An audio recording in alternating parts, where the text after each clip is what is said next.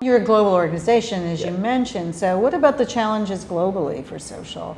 What are you finding? Well, the challenge in the early days, and I'm sure everybody goes, who owns it? What are we Right. doing? And it becomes very campaign driven.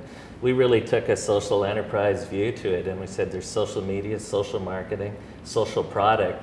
And instead of deciding who owns it, how do we all in our respective functions, us in communications as an example, add value to that equation?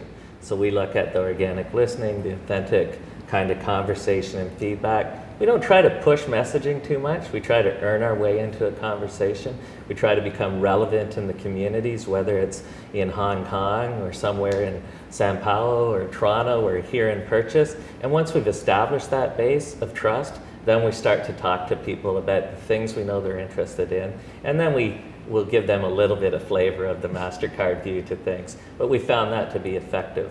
I'll give you one data point. We had 2 years ago about 32 million potential brand exposures a month through our ecosystem of issuers, merchants, and MasterCard itself. At that time, we had about 32 million exposures, but we only had 1% of the conversation. Interesting. Even Measured. worse, yeah, like 1% of people actually not just pushing around each other's content and actually engaging. And the horrifying thing for me was at that time it was 0.5% of the 1% was people actually talking about things relevant to us.